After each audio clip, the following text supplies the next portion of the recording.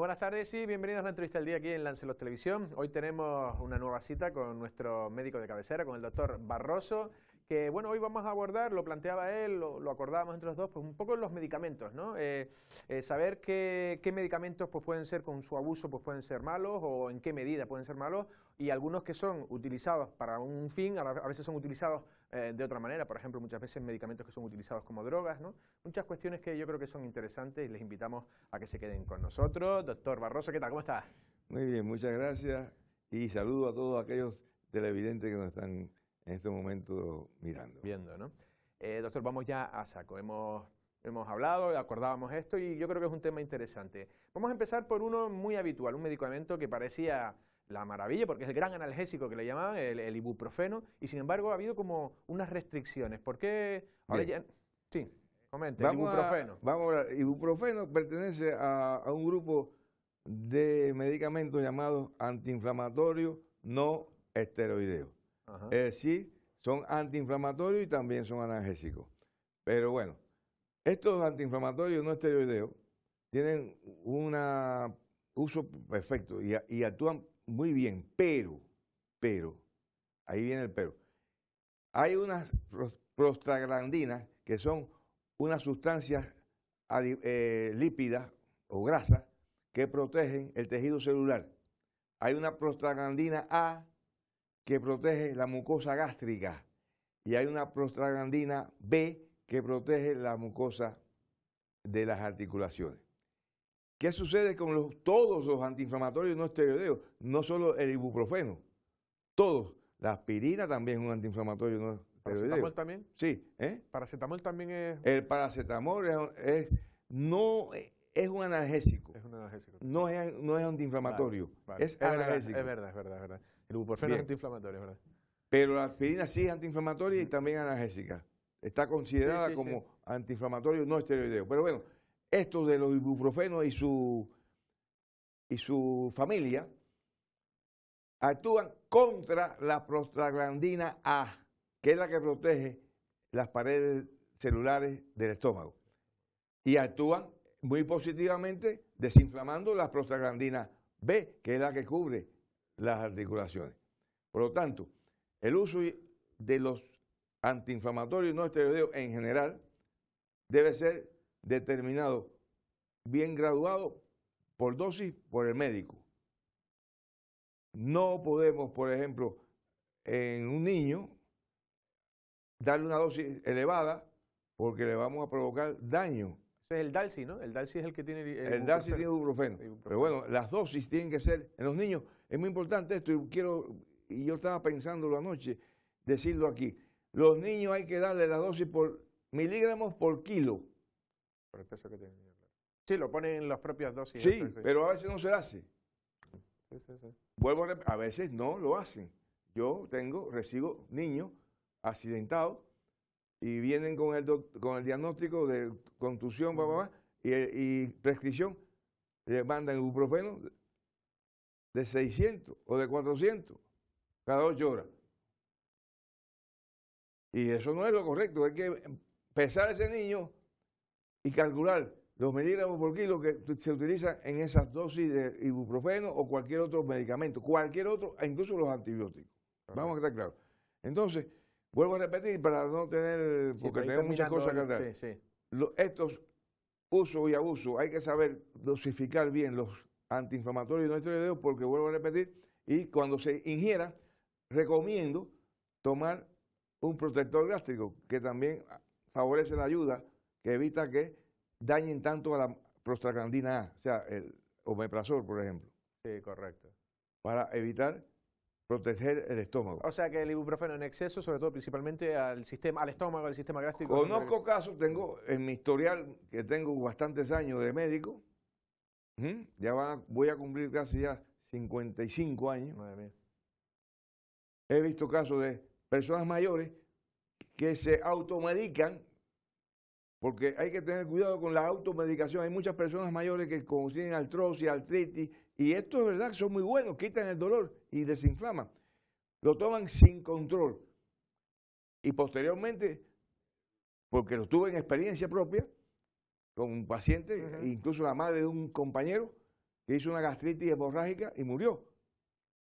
¿Por qué?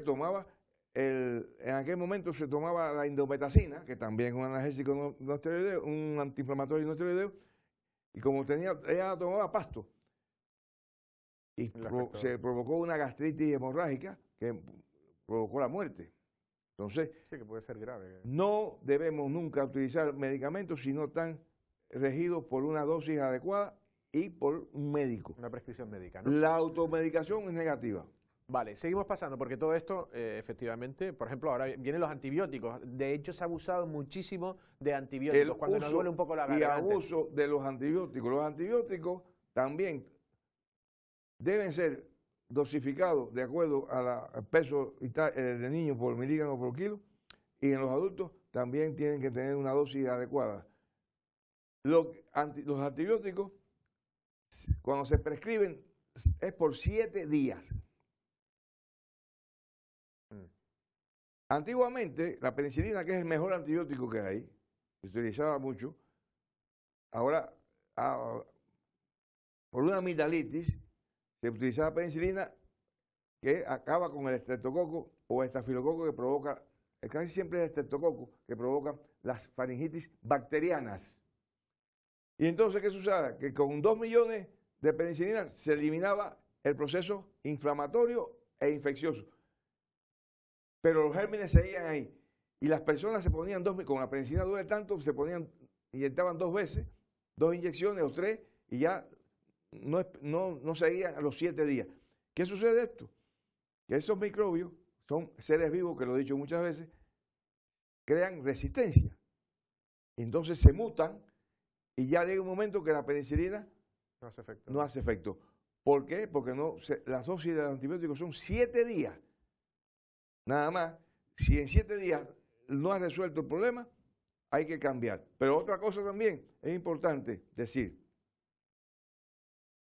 Para indicar un antibiótico que nada más se utiliza en enfermedades infecciosas bacterianas, no virales, cuidado, porque la gripe, todos esos procesos que hay ahora en el ambiente, son procesos virales, y los virus no se matan con antibióticos, los virus se destruyen ellos mismos. Tienen un periodo de 72 horas aproximadamente que ellos mismos se autodestruyen.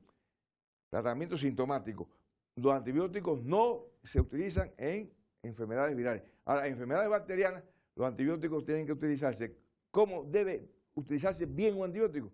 Realizando al paciente que tenga un proceso respiratorio, diga, un dolor de garganta, una amigdalitis, usted examina, mira, tiene pus, hacerle un exudado con antibiograma, o sea, se le dice exudado cultivo y antibiograma. Se cultiva qué germen es y se le hace un antibiograma para ver a qué antibiótico es sensible y a qué antibiótico es resistente. Y si es una infección corporal, un hemocultivo. También se saca sangre, se cultiva y entonces después se le hace el antibiograma.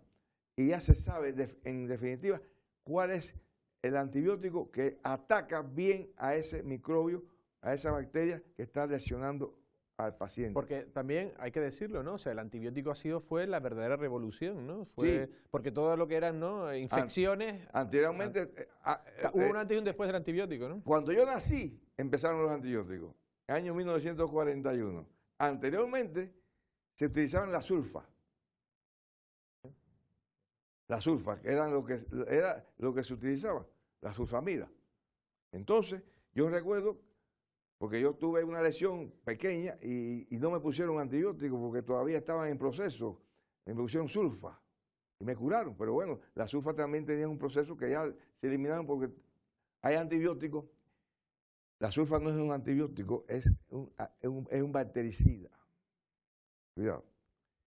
Hay bactericidas y antibióticos que matan y antibióticos que detienen. Es decir, bacteriostáticos que son los que detienen el crecimiento. Y bactericida, que es el que mata. En este aspecto, que quiero decirte que en los antibióticos también hubo algunos antibióticos que hubo que suspenderlos porque provocaban daño. Yo recuerdo, en mi época, que se utilizaba el cloranfenicol. Y después, posteriormente, el cloranfenicol se dieron cuenta que provocaba agranulocitosis. ¿Qué quiere decir eso? Lesionaba las defensas del organismo. Los granulocitos, que son parte de los glóbulos blancos que nos defienden. Entonces, se suspendió el cloranfenicol. La streptomicina, que también se utilizó en una época, provocaba trastornos en el nervio auditivo, provocaba sordera. Entonces, hay antibióticos que ya se han desechado. Actualmente, se ha evolucionado, ¿no? Actualmente los antibióticos, que hay muchos, porque ya son la penicilina, están amoxicilina y todo eso, ¿no? Las penicilinas, los amonoglucósidos, están las cefalosporinas. La cefalosporina es un antibiótico de cuando se utiliza eso, es ya cuando no queda más remedio. Y hay de primera hasta la quinta generación. Pero bueno. Vale, vamos a dejar los antibióticos. Es importante, siempre vuelvo a rectificar y a decir esto. Nunca se debe usar un antibiótico por libre. Sí, se debe ser un antibiótico indicado por un médico y, si es posible, mediante un cultivo y antibiograma de las mucosas o de la sangre. Venga, perfecto. Vamos a los corticoides, porque el otro día le estaba comentando antes, determinadas irritaciones por medio de cremas que tienen corticoides. Dice, tiene corticoides. Y la pregunta es porque hay determinadas cuestiones que pueden ser cíclicas o crónicas. Si uno se pone a través de cremas y lleva corticoide, ¿puede ser negativo? ¿Puede ser malo? El corticoide tópico no tiene ninguna dificultad. Tópico. El tópico. Ahora, el corticoide por vía oral. Sí, para los niños. Hay que tener mucho cuidado. Mira. Porque exactamente, ¿qué es el corticoide? Uso y abuso. El corticoide es un medicamento que suple a una secreción que tienen unas glándulas que se llaman suprarrenales, que esas glándulas suprarrenales son las que nos salvan la vida a nosotros. Cuando hay un estrés, cuando hay un susto, ellas secretan dos cosas: adrenalina, que te excita, y cortisol, que es cortisona, que es un corticoide. Sí. Entonces, los corticoides te favorecen muchas cosas. Te favorecen también incremento de fuerza, desarrollo muscular. Hay quien ha abusado de ellos para los fisicoculturistas, pero tienen un arma de doble filo. Cuando se abusa del corticoide, por eso cuando se indica un corticoide por un problema alérgico, por un problema de asma, hay que saberlo dosificar. Y siempre se empieza a dosificar y después se empieza a reducir poco a poco. Porque si usted mantiene un corticoide con una dosis alta, inhibe a las glándulas suprarrenales. Y al inhibirla, desprotege al organismo. Porque en un momento determinado de susto, de estrés, por ejemplo, un accidente, usted tiene un accidente, empieza con una hemorragia y las glándulas suprarrenales no sueltan la adrenalina, que es la que provoca vasoconstricción y evita que el sangramiento siga, pues usted puede sangrar ahí. No se muere usted. Por lo tanto, el corticoide es un arma de doble filo. Y también deposita, cuando se abusa de él, y eso se ve en muchos niños que desafortunadamente lo han tratado con corticoides porque son asmáticos, tienen un asma esta bastante severa, que hacen lo que se llama el síndrome de Cushing. Síndrome de Cushing es el acúmulo de grasa en la cara, sobre las clavículas y aquí en el tronco. Se llaman los niños de cara de luna llena. Gorditos, y son enfermedades, son provocados por exceso de corticoide, que deposita grasa también en la cara y en el abdomen, pero sobre todo cara, sobre los hombros y aquí atrás le da una jiba. Y también puede provocar grasa abdominal. Síndrome de Cushing Ahora, si un niño tiene un síndrome de Cushing provocado por exceso de corticoides, si lo va disminuyendo poco a poco, es reversible. Es reversible. ¿La Stilsona tenía corticoides? ¿Perdón? Stilsona era un medicamento que se utilizaba con los niños. Todo eso, zona, desametasona, hidrocortisona. Lo recuerdo de mis hijos. Sí, de mis bien. hijos. Venga, seguimos avanzando. Pero tópico, no. Sí, eso no tiene tanto problema. Porque el organismo no lo absorbe bien. Perfecto. Actúa sobre la pierna. Los antidepresivos, porque uno de los nombres revolucionarios era el Prozac. Los psicofármacos en general. Vale, ¿ese qué peligro Mira, puede tener mal utilizado? Los antidepresivos, sí, todo es el abuso. Sin embargo, lo que es bueno que decir es que el antidepresivo no crea dependencia. Sepan ustedes esto. Ahora, si usted abusa de un antidepresivo, cuando llega un momento en que pierde el sueño, se actúan de una forma de que quitan digamos, la vigilancia, se vuelve usted un poco apático y pierde el sueño también. O sea, actúan en forma negativa. Contrario, sí. Si se abusa de los antidepresivos. Pero lo que sí es bueno destacar que los antidepresivos no crean dependencia. No así los ansiolíticos. Ajá. Porque, ¿cómo funcionaba, por ejemplo, un antidepresivo? O sea, ¿qué es lo que...? Contra la depresión. Y Entonces, la imipramina, por ejemplo, lo utilizamos mucho nosotros antes, la imipramina. Te estimula. Te estimula. Pero llega un momento que si abusas de él, cae en un estado de apatía, de insomnio, y entonces ya te vuelves loco, te desconecta completamente. Sí.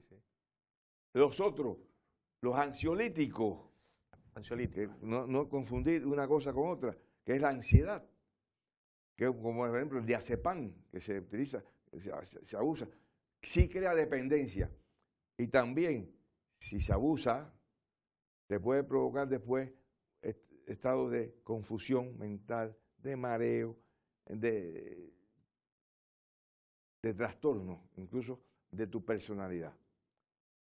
Y están los otros que no hemos mencionado, los antipsicóticos, el Risperdal, la quetiapina, Invega, que se utilizan en los pacientes que tienen esquizofrenia. Bien. ¿Eso que se los aplaca un poco también? ¿O? Eso, sí, porque eso es lo que da ese deseo de soñolencia, pero hay que saberlo utilizar con las dosis que el psiquiatra le indica. Claro. Tampoco dosificárselo, porque si se aumenta o se abusa de él, puede provocar daños en la coagulación. Pueden provocar coágulos. Esos coágulos pueden provocar trombosis en las extremidades inferiores. Pueden provocar ictus cerebrales.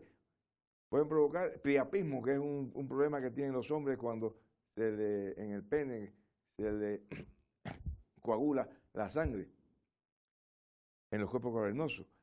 Y puede provocar la enfermedad de Parkinson. ¿Eso sería un efecto contrario al Sintrón? El Sintrón, que es como licuar, Sintrón, ¿no? Es un anticoagulante, que es otra cosa. No, contrario, ¿no? O en este caso, me refiero que se suele utilizar para No, pero estamos hablando de las cosas de los psiquiátricos. Pero estaba hablando de que se creaban coágulos, en la sangre, entonces... Pero el Sintrón, por ejemplo, es como... el Sintrón tiene un efecto secundario que es que te puede crear hematomas, ¿no? Porque el Sintrón es anticoagulante, o sea, actúa a nivel contra la coagulación, contra los fenómenos de la coagulación. La coagulación tiene una serie de parámetros, ¿no? El factor 8, entonces el Sintrón actúa sobre un factor que evita que se coagule la sangre.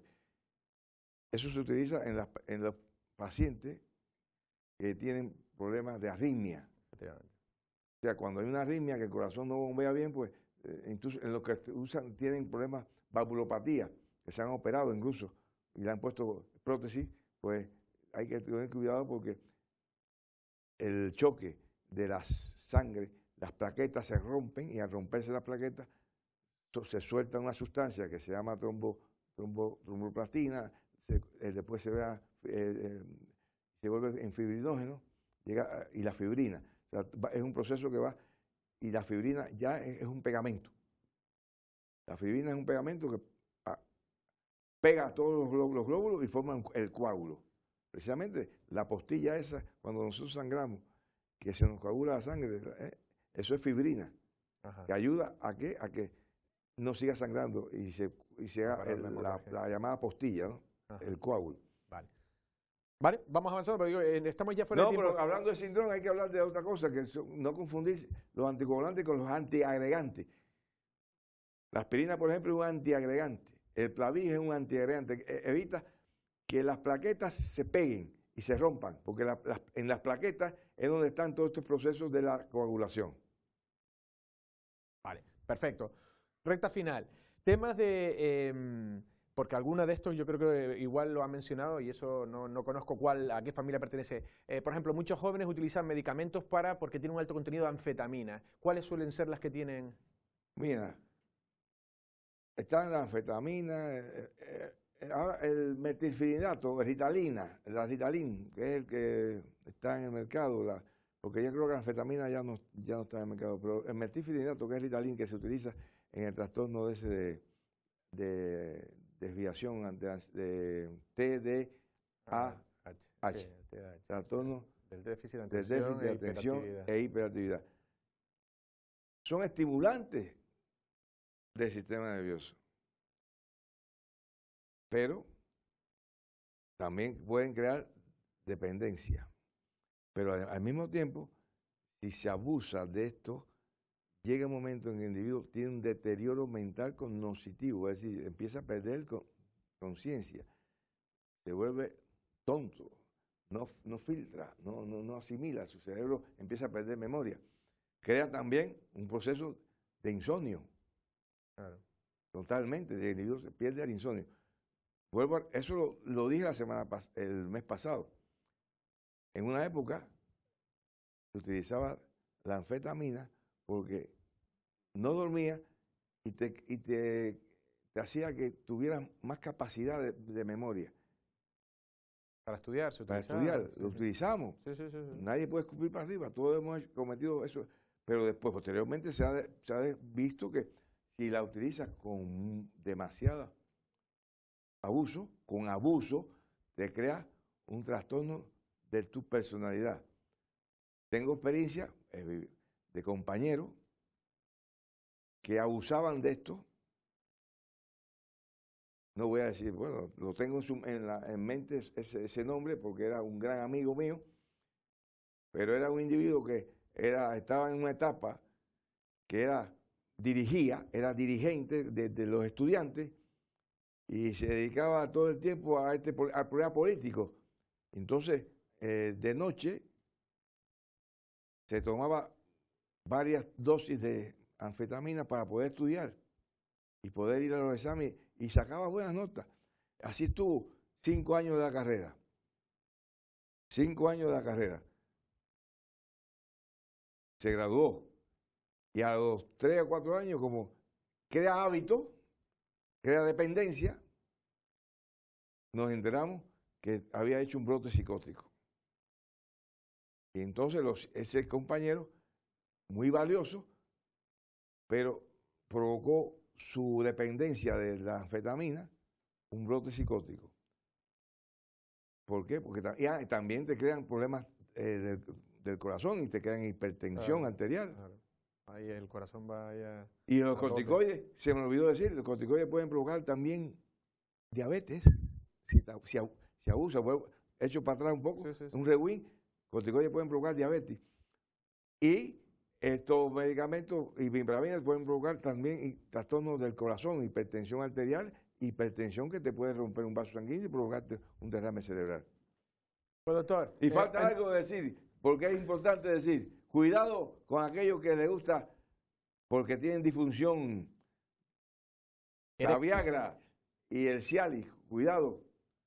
Eso también afecta. El que tenga problemas cardíacos, ni se le ocurra, porque eso a veces creo que lo venden por receta, pero hubo un tiempo que lo vendían por libre. Hay que tener cuidado.